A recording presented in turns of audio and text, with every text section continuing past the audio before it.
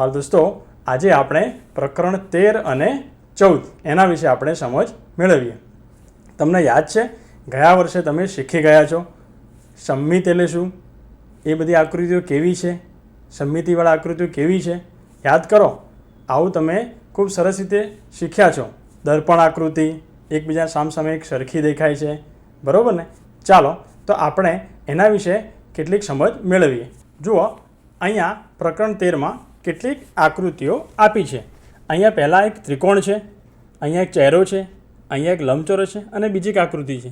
હવે આ સમમિત આકૃતિ એટલે જ્યાંથી આપણે એ આકૃતિને બરોબર એના જેવો જ ભાગ એની બીજી બાજુ આપણે બનાવી શકીએ તો એવી આકૃતિને સમમિત આકૃતિ કહેવાય। એટલે કે બિલકુલ આના જેવો જ ભાગ એના ઉપર સમાવેશ થવો જોઈએ તો તમે સમમિત છે કે નહીં એને આપણે અંગ્રેજીમાં મિરર ઇમેજ એટલે કે દર્પણ ચિત્ર પણ કહીએ છીએ કે શું આ બંને ભાગ એક સરખા છે, એકની ઉપર એક બેસી જાય છે, બંધ બેસે છે કે કેમ। ચાલો આપણે એની એક પ્રવૃત્તિ જોઈએ। જુઓ અહીંયા એક ચોરસ આકાર છે, બિલકુલ એની મધ્યમાં આપણે એક તૂટક રેખા દોરેલી છે। હવે જો મારે એને સમમિત રેખા એટલે કે સમમિત આકૃતિ બતાવવી હોય તો બિલકુલ આના જેવો જ ભાગ એ બંને ભાગ ત્યાંથી મારે એને વાળવા જોઈએ કે એકબીજા ઉપર બંધ બેસતા થાય। ચાલો આપણે અહીંયા બિલકુલ આ જે સમમિત રેખા છે ત્યાંથી એને વાળી જોઈએ। તો તમે જોઈ શકો છો કે આ બંને આકાર એકબીજા ઉપર બંધ બેસતા થઈ ગયા છે।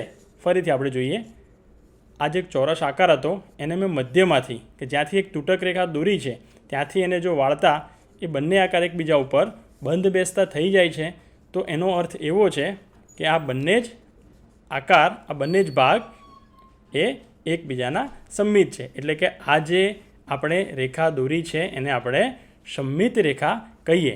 ટૂંકમાં સમમિત રેખા એટલે એવી રેખા કે જે આકૃતિના એક સરખા બે ભાગ કરે। યાદ રાખજો, એક સરખા બે ભાગ કરે અને બંને એના ઉપર બંધ બેસતા હોય તો આપણે એને સમમિત આકૃતિ કહીએ છીએ અને જે રેખા છે એને સમમિત રેખા કહીએ છીએ। કેટલાક એવા ઉદાહરણો અહીંયા પુસ્તકમાં આપ્યા છે, એ આપણે જોઈએ। તો સમમિત રેખા કોને છે તમે સમજી ગયા। જે રેખાને કોઈ પણ આકારના મધ્યમાંથી ભાગ કરીએ અને બંને એના ભાગ એકબીજા ઉપર સમાન રીતે ગોઠવાતા હોય તો આપણે એને સમમિત છે એવું કહીએ। ચાલો આપણે એક એવી સમમિત આકૃતિ બનાવીએ, એક આકાર બનાવીએ। આપે આ માત્ર જોવાનું છે, પછી આપના સમય મળે ત્યારે આ પ્રવૃત્તિ કરી શકો છો। તો સમમિત આકૃતિ શું છે એ તમે સમજ્યા।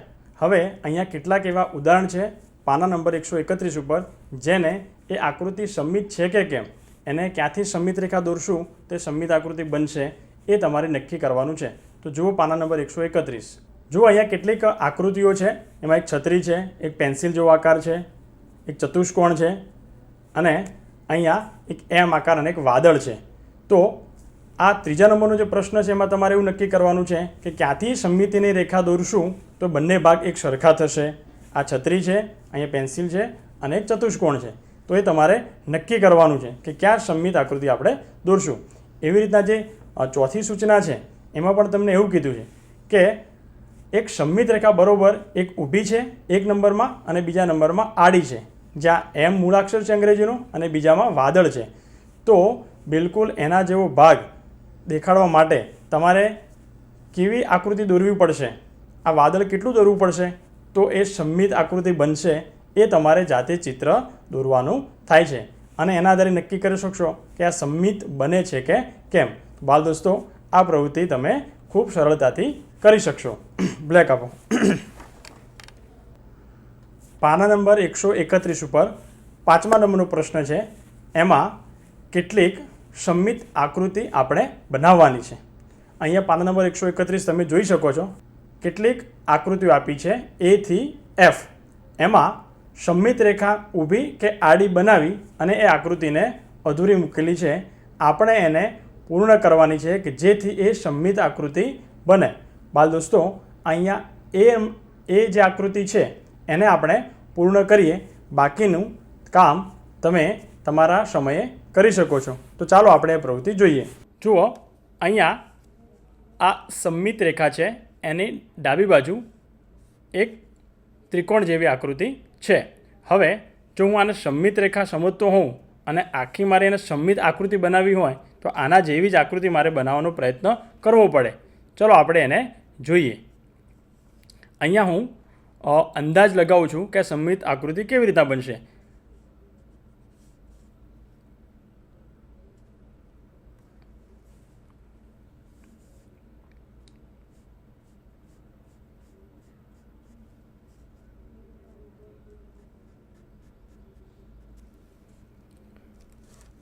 અહીંયા તમે જુઓ છો કે સમમિત રેખાની બિલકુલ સામે એટલે આ ડાબી બાજુ અને જમણી બાજુ આના જેવો જ આકાર મેં દોર્યો તો અહીંયા સમમિત રેખા છે એવું આપણે કહી શકીએ. તો અહીંયા આ જ સમમિત રેખામાંથી બિલકુલ આપણે એને અહીંયા મધ્ય ભાગથી એને વાળશું તો પણ આપણે એને સમમિત રેખા છે કે કેમ એ આપણે કહી શકીએ, જે આપણે અગાઉ શીખી ગયા છીએ. બાળ દોસ્તો, બાકીના આવા બધા જ આકારો તમારે સમમિત આકૃતિ જાતે બનાવવાની થશે. અહીંયા આપણે સમમિતિની વાત કરી. બાળ દોસ્તો, કેટલીક આકૃતિ એવી હોય છે કે એને એક જ સમમિત રેખા એટલે કે મધ્યમાંથી એક જ એવી રેખા દોરીએ તો જ એ સમમિત આકૃતિ બને. પણ કેટલાક આકારો એવા પણ છે કે એને એક કરતાં વધારે જુદી જુદી જગ્યાએથી સમમિત રેખા જો બનાવીએ તો પણ એકબીજા ઉપર ભાગ એ બંધ બેસતા થાય. તો આવા કેટલાક ઉદાહરણો આપણે જોઈએ. જુઓ, અહીં એક ત્રિકોણની આકૃતિ છે. હવે એ ત્રિકોણને બિલકુલ મધ્ય ભાગમાંથી જો એક રેખા દોરવામાં આવે તો એ સમમિત રેખા બને. આ બંને ભાગ એકબીજા ઉપર બંધ બેસતા થાય. પણ આના સિવાય આ જ આકારને આપણે થોડો પલટાવીએ છીએ તો પણ તમે જોઈ શકો છો કે આ ત્રિકોણ છે, અહીંથી પણ એક જો બીજી આકૃતિ દોરવામાં આવે તો એના પણ બે ભાગ થાય છે. ફરી આપણે એને પલટાવીએ છીએ તો અહીંથી પણ જો દોરવામાં આવે તો અહીંથી પણ એના બે ભાગ થાય છે અને અહીંથી પણ આના બે ભાગ થાય છે. એટલે કે કુલ તમે જોઈ શકો છો કે 1, 2 અને 3, તો કુલ 3 એની રેખા એવી છે કે જેથી એ સમમિત આકૃતિ બને. તો આવી જ રીતના તમારા પાઠ્યપુસ્તકમાં બીજી કેટલીક એવી આકૃતિઓ છે કે જેમાં 2, 3 કે 4 સમમિત રેખાઓ હોઈ શકે. ચાલો આપણે એવી કેટલીક આકૃતિઓ જોઈએ. જુઓ, હમણાં આપણે જે ત્રિકોણ જોયો એ સમબાજુ ત્રિકોણ, એની પણ કેટલીક સમમિત રેખાઓ છે. એવી જ રીતે અહીંયા ચોરસ છે, એની કેટલી સમમિત રેખાઓ છે એ તમારે વિચારવાનું છે. અને બિલકુલ નીચે 3 નંબર વર્તુળ છે, એમાં તો તમે અસંખ્ય સમમિત રેખાઓ દોરી શકો છો. વર્તુળ આકાર એક એવો છે કે એને સરખા ભાગ કરવા માટે એટલે કે સમમિત રેખા દોરવા માટે તમે અસંખ્ય રેખાઓ દોરી અને એને સમમિત આકૃતિ બનાવી શકો છો. જુઓ દોસ્તો, તો તમારા પાઠ્યપુસ્તકમાં પણ આવી ઘણી સમમિત આકૃતિઓ છે. એવા કેટલાક ગાણિતિક આકારો પણ છે. ચોરસ, લંબચોરસ, ત્રિકોણ, ષટકોણ, અષ્ટકોણ વગેરેને પણ આપણે સમમિત આકૃતિ બનાવી શકીએ છીએ. એવી જ રીતના કુદરતના પણ કેટલાક એવા ઉદાહરણો છે. જેમ કે એક દેડકાભાઈ, એ દેડકાભાઈ છે એને પણ તમે સમમિત આકૃતિ બનાવી શકો. કમળનું ફૂલ છે એને પણ સરખા બે ભાગ કરીને સમમિત આકૃતિ બનાવી શકો. એવા કેટલાક ઉદાહરણો આપણા પાઠ્યપુસ્તકમાં છે, આપણે એને સમજીએ. અહીંયા કેટલાક ગણિતના આકારો છે. નિયમિત પંચકોણ, નિયમિત ષટકોણ, નિયમિત સપ્તકોણ, નિયમિત અષ્ટકોણ. એને કેવી રીતના તમે સમમિત આકૃતિ એટલે કે સમમિતિ બનાવી શકો એ તમારે જોવાનું છે. અહીંયા એક દેડકાભાઈનું ચિત્ર છે, તમે જોઈ શકો છો કે જેને આપણે બિલકુલ દેડકાભાઈની આ બે આંખ છે ત્યાંથી મધ્યમાંથી એક સમમિત રેખા દોરીએ તો દેડકાભાઈના પણ એક સરખા બે એકરૂપ ભાગ થાય જે એકબીજા ઉપર બંધ બેસતા થાય. આવા બીજા કેટલા પણ કુદરતમાં એવા ઉદાહરણો છે જે તમારે વિચારવાના છે અને પછીથી તમારે નોંધવાના છે. દોસ્તો, આ સમમિતિ આકૃતિ કે સમમિત રેખા એના વડે આપણે બે ભાગ કરી શકીએ છીએ. પણ આ સમમિતિ આપણને વ્યવહારમાં ક્યાં ઉપયોગી છે, કઈ જગ્યાએ આપણને મદદરૂપ થશે? મેં તમને અગાઉ વાત કરી એમ કે દર્પણ ચિત્ર એટલે કે તમે કોઈપણ આકાર ઉપર જો દર્પણ મૂકો બિલકુલ એના જેવો અડધો આકાર થતો હોય તો એ મિરર ઇમેજ એટલે કે સમમિત આકૃતિ છે. બાળ દોસ્તો, સમમિત આકૃતિના ઉપયોગો તમે પણ કર્યા છે. તમારા શાળામાં તમારા વિજ્ઞાનના વર્ગખંડમાં એટલે કે તમારી વિજ્ઞાનની લેબમાં પણ એનો ઉપયોગ થયેલો છે. જેમ કે કેલિડોસ્કોપ. આ બધાએ જોયું છે કેલિડોસ્કોપ? જોયું જ હશે અને તમારા વિજ્ઞાનના શિક્ષકે એની રમત પણ કરાવી હશે. આ કેલિડોસ્કોપમાં આપણે જોઈએ છીએ જ્યારે એ બંગડીના આકાર તો એક સરખી કેવી ભાત દેખાય છે. તો એ કેલિડોસ્કોપમાં પણ સંમિતનો ઉપયોગ થઈ અને એ આકૃતિ બનેલી છે. તમારા પાઠ્યપુસ્તકમાં એ ચિત્ર છે જે આપણે જોઈએ. જુઓ, કેલિડોસ્કોપ તમે જોઈ શકો છો, અહીંયા આકૃતિ છે. એમાં કેલિડોસ્કોપમાં અરીસાનો ઉપયોગ કરીને એવું બાતચિત્ર મેળવાય છે કે જેમાં સમમિતિની રેખાઓ હોય છે. એમ જોતાં તમે આકૃતિમાં જોઈ શકો છો કે એ પટ્ટીઓ કાચની એટલે કે અરીસાની પટ્ટીઓ એવી રીતના ગોઠવવામાં આવે છે કે તેના ખૂણા પરથી સમમિતિની રેખાઓ નક્કી થાય. એવી જ રીતના જ્યારે આપણે કાગળ કામ શાળામાં કરીએ છીએ તો કાગળ કાપી અને એક સરખી સમમિત ડિઝાઇન બનાવી અને ઘણીવાર આપણે તોરણ બનાવીએ છીએ અથવા ચિત્ર દોરી અને રંગ પણ પૂરતા હોઈએ છીએ. બાળ દોસ્તો, હવે આપણે આગળનું પ્રકરણ 14 એનો અભ્યાસ કરીએ. બાળ દોસ્તો, પ્રકરણ 14 ખૂબ સરળ છે અને આપણને મજા આવે એવું છે. ભૂમિતિ શીખવા માટે સૌથી અગત્યનું છે તમારું મનપસંદ ગણિતનું સાધન. એ છે કંપાસ પેટી, કંપાસ બોક્સ. ખરું ને? જેવી શાળાઓ શરૂ થવાની હોય એટલે તમે જાત જાતના કંપાસ બોક્સ તમે લેતા આવતો બજારમાંથી. પણ બાળ દોસ્તો, એ કંપાસ બોક્સમાં જે સાધનો છે એના ઉપયોગ પણ તમે શીખી ગયા છો. પણ આજે આપણે ફરીથી એ બધું યાદ કરીએ કે દરેક સાધનનો શું ઉપયોગ છે. તો ચાલો આપણે પાઠ્યપુસ્તકમાં જોઈએ. બાળ દોસ્તો, અહીંયા તમારું એક મનગમતું કંપાસ બોક્સ છે.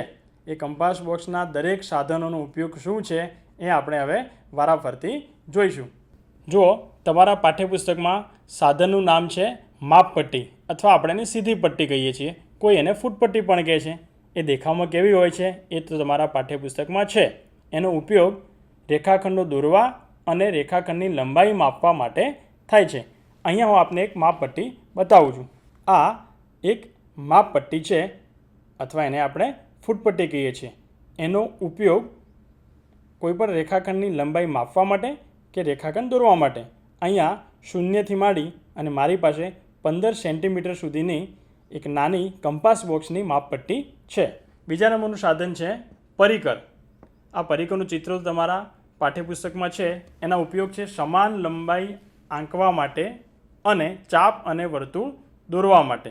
પરિકર કેવું હોય છે એ તો તમારી પાસે હશે, છતાં આપણે અહીંયા જોઈ લઈએ. આ છે પરિકર. એ સમાન લંબાઈ માપવા માટે કે વર્તુળ દોરવા માટે ને વર્તુળના ચાપ માટે. આ પરિકરને અહીંયા પેન્સિલ કે સ્કેચ પેન ભરાવી અને એમાં તમારે ઉપયોગ કરવાનો હોય છે. પરિકરમાં અહીંયા પેન્સિલ ભરાવવા માટે આ તમે જોઈ શકો છો કે અહીંયા એક આવું કાણું છે અને ત્યાં તમે પેન્સિલ ખૂબ સરળતાથી ભરાવી અને આગળ અહીંથી આ નટ છે એને તમે ફિટ કરી શકો છો. બાળ દોસ્તો, પેન્સિલ ભરાવતી વખતે આપણે ખાસ ધ્યાનમાં રાખવાની બાબત છે કે આ જે પેન્સિલ છે અને આ અણી અને પેન્સિલની અણી એ બંને એક સરખી હોવી જોઈએ. પછી આપણે ધીમેથી આ જે સ્ક્રૂ છે, નટ છે, એને આપણે ટાઈટ કરી દઈએ તો આ થઈ ગયું તમારું પરિકર. એનો ઉપયોગ કેવી રીતના કરાય છે એ આપણે આગળ હવે જોવાના છીએ. એના પછી આપણે બીજું સાધન જોઈએ. ત્રીજા નંબરનું સાધન છે દ્વિભાજક. આ તમે અહીંયા એનું ચિત્ર પણ જોઈ શકો છો. એનો ઉપયોગ છે રેખાખંડોની લંબાઈની સરખામણી કરવા માટે. બે રેખાખંડ છે એની લંબાઈ કેટલી છે, કયો રેખાખંડ નાનો છે કે મોટો, એના માટે દ્વિભાજકનો ઉપયોગ થાય છે. આ એક દ્વિભાજક છે જે તમે જોઈ શકો છો. આનો ઉપયોગ શું છે એ આપણે હવે આગળ સમજશું. કંપાસના આગળના સાધનોમાં 4 નંબરમાં કાટખૂણિયા. અહીંયા તમે 2 કાટખૂણિયા જોઈ શકો છો. એનો ઉપયોગ લંબ રેખાઓ અને સમાંતર રેખાઓ દોરવા માટે થાય છે. આ કાટખૂણિયા કેવા હોય છે એ આપણે નિહાળીએ. અહીંયા કંપાસ બોક્સના 2 અગત્યના સાધન કાટખૂણિયા અહીં તમે જોઈ શકો છો. આ બંને કાટખૂણિયાનો ઉપયોગ લંબ રેખા દોરવા માટે આપણે કરીએ છીએ. 5મા નંબરનું સાધન કંપાસ બોક્સનું ખૂબ અગત્યનું એ છે કોણ માપક. અહીંયા આપ એનું ચિત્ર જોઈ શકો છો. એનો ઉપયોગ શું છે? ચોક્કસ માપના ખૂણા દોરવા માટે અને ખૂણા માપવા માટે. ખૂણા દોરવા હોય અને દોરેલો ખૂણો કયા માપનો છે એ માપવા માટે આ કોણ માપક, એનું નામ જ છે કોણ. કોણ એટલે ખૂણો, ખૂણો માપક એટલે ખૂણાનું માપ શોધવા માટે કેટલા અંશનો ખૂણો છે એના માટે આ કોણ માપકનો ઉપયોગ થાય છે. અહીંયા આપણે એને જોઈએ. જુઓ, અહીંયા આ કોણ માપક છે. અહીંયા તમે જોઈ શકો છો કે 0થી શરૂ થાય અંશમાં ખૂણા માપ તો છેક અહીંયા 180 અને અહીંથી ઉપર 0થી અહીંયા તમે ચાલુ કરો તો અહીંયા પણ 180 એટલે કે એક અર્ધ વર્તુળ છે. વર્તુળનું માપ 360 અંશ હોય, આ અર્ધ વર્તુળ છે એટલે 180 અંશ સુધી એનો ખૂણો છે એ તમે અહીંયા માપી શકો છો. આપણે કંપાસ પેટી કે કંપાસ બોક્સના બધા સાધનોનો ઉપયોગ આપણે જાણ્યો, સાધનોને ઓળખ્યા. તો દોસ્તો, હવે આ કંપાસના સાધનોનો ઉપયોગ કરી અને કેટલાક આકારો અને કેટલીક રચનાઓ આપણે બનાવતા શીખીએ. પાના નંબર 138 ઉપર 3 સેમી ત્રિજ્યાવાળા એક વર્તુળની રચના કરવાની છે. આપણે સમજીએ. પહેલાં પગલું 1, પરિકરમાં પેન્સિલ ભરાવી માપપટ્ટી પર મૂકી 3 સેમી ત્રિજ્યા જેટલું ખોલવાનું છે. ચાલો આપણે જોઈએ. અહીંયા પરિકરમાં મેં તમને અગાઉ સમજાવ્યું એમ અહીંયા આપણે પેન્સિલ કે સ્કેચ પેન ભરાવી શકીએ છીએ. તમારે જ્યારે આ પ્રવૃત્તિ કરો ત્યારે પેન્સિલ ભરાવજો. અહીં મેં સ્કેચ પેન ભરાવી છે. આપણે ફૂટપટ્ટીનું 3 સેન્ટીમીટરનું માપ અહીંયા આપણે લેવાનું છે. બાળ દોસ્તો, ફૂટપટ્ટીમાં છે એ યાદ રાખજો કે માપ હંમેશા શૂન્યથી શરૂ થતું હોય છે. જે તમારી જોડે કંપાસમાં ફૂટપટ્ટી છે એમાં કુલ 15 અંક હોય છે, એ શૂન્યથી શરૂ થતા હોય છે. એટલે તમારે 3 સેમી ત્રિજ્યાનું માપ લેવું છે તો પરિકરનો એક છેડો એ શૂન્ય ઉપર રાખીએ છીએ અને બીજો છેડો તમારે બિલકુલ આ 3 સેમી માપ કરવું હોય તો આ 3 સેમીના આંક ઉપર લાવી અને પેન્સિલ કે સ્કેચ પેનનો છેડો 3 સેન્ટીમીટર ઉપર અને પરિકરનો એક છેડો અણીદાર છેડો એ શૂન્ય ઉપર આપણે રાખવાનો છે. અહીં કાળજી એ રાખવાની છે કે ઘણા બધા બાળકો ભૂલ એવી કરે કે 3 કીધું હોય તો આપણે 1 ઉપર રાખીએ અને 1થી પછી 3 ઉપર કરીએ છીએ.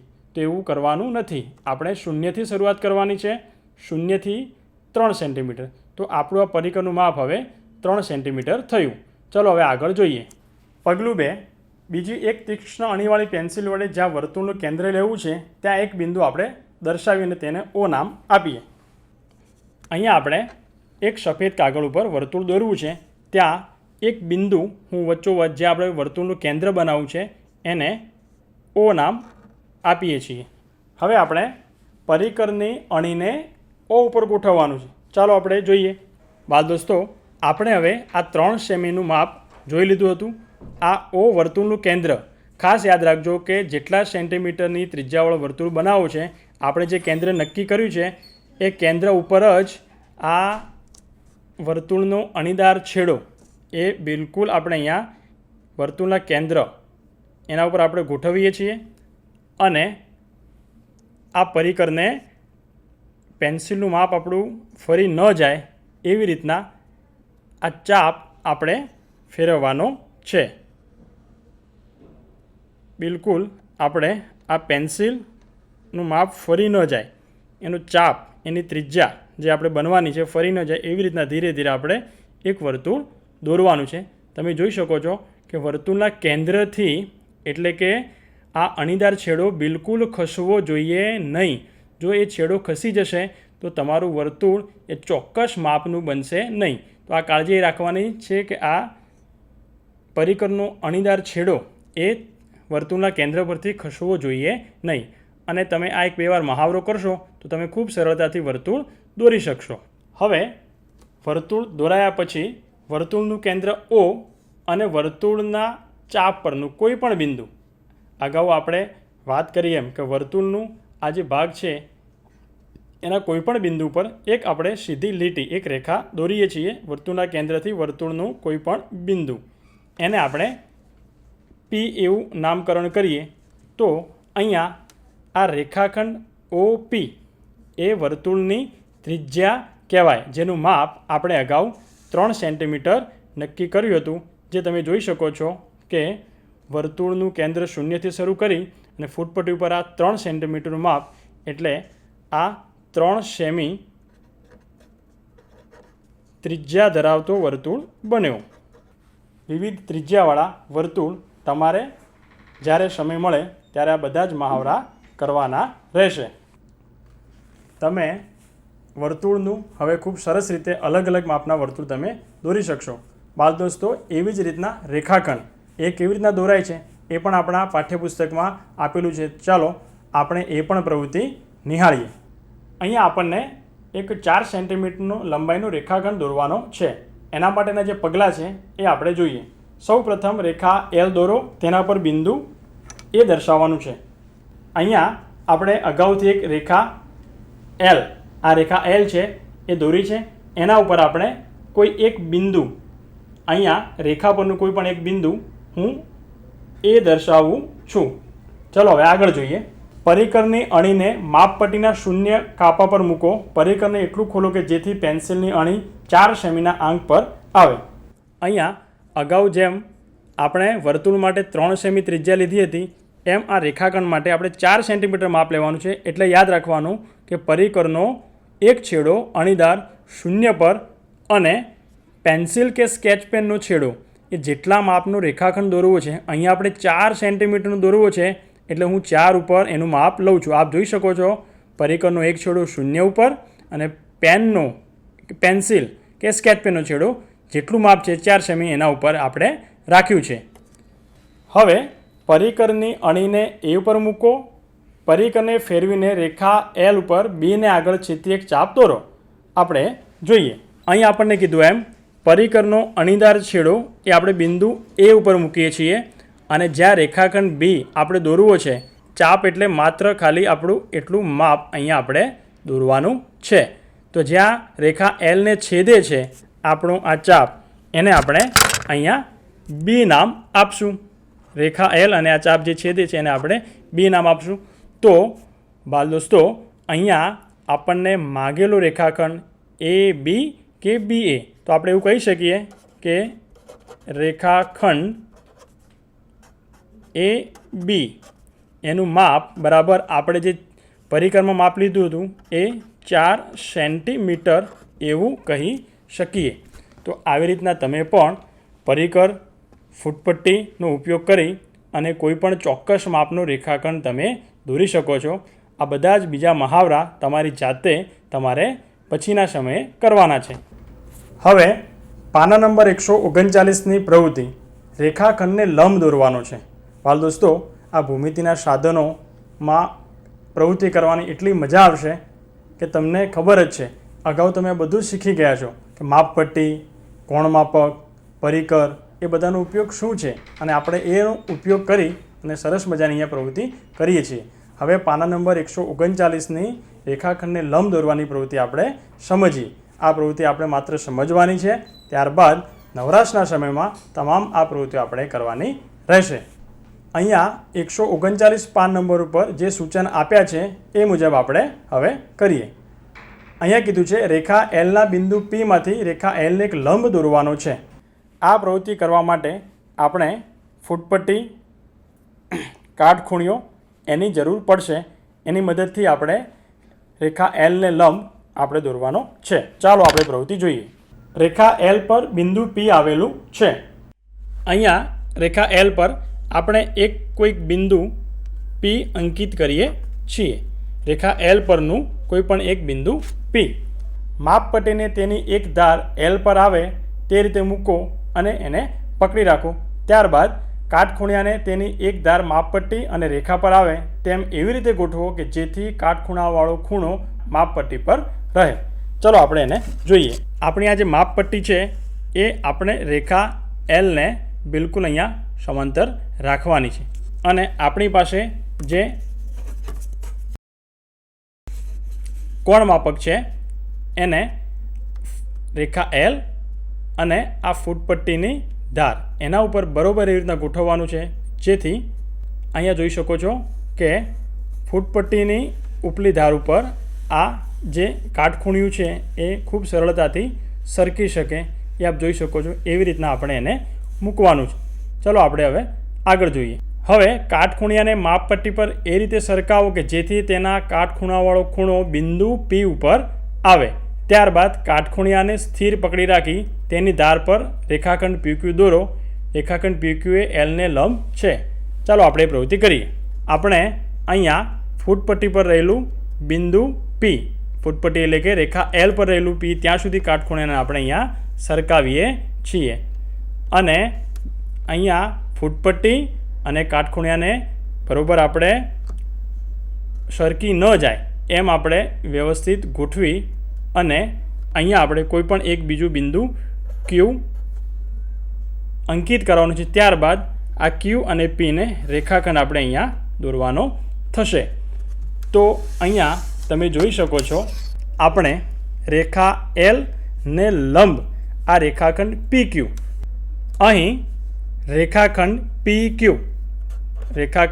PQ એ લંબ, આ લંબનું ગાણિતિક ચિહ્ન છે. એ રેખા Lને, રેખાખંડ PQ રેખા Lનો લંબ છે એવું તમે કહી શકો. અને ગાણિતિક ભાષામાં રેખાખંડ PQ લંબ L તમે એવું કહી શકો. તો બાળકો, આવી રીતના આપણે કંપાસ બોક્સના સાધનો જેવા કે ફૂટપટ્ટી, પરિકર, દ્વિભાજક, કોણમાપક વગેરેનો ઉપયોગ કરી ભૂમિતિના કેટલાક ખ્યાલો, કેટલીક રચનાઓ એ આપણે અહીંયા શીખ્યા છીએ. આજે આપણે જે પ્રવૃત્તિઓ કરી છે એ તમે નિહાળી હશે, તમે સમજ્યા હશો, એના મુદ્દાઓ પણ તમે નોંધ્યા હશો. બાળ દોસ્તો, આજે આપણે જે સમજ્યા છીએ એ બધી જ પ્રવૃત્તિઓ તમારે આ ચોપડીમાં લખવાની છે, પૂરવાની છે. આ સિવાય પણ આગળના પ્રકરણ એ તમને બધા જ આવડે છે, એ પણ તમે સમય મળે તો તમે જોતા જજો, વાંચતા જજો અને પૂરતા જજો, જેથી આપણે આ બધું યાદ કરીએ છીએ, તાજું કરીએ છીએ, એ ખૂબ ઝડપથી આપણે શીખી શકીએ. બાળ દોસ્તો, આજે આપણે ખૂબ સરસ મજાનું શીખ્યા, સરસ મજાની પ્રવૃત્તિ કરી. આ બધું જ કામ તમારે ફરી તમારી નોટબુકમાં લખવાનું થશે. તો ચાલો, હવે આપણે ફરીથી કોઈ બીજા પ્રકરણ સાથે મળીશું. આવજો.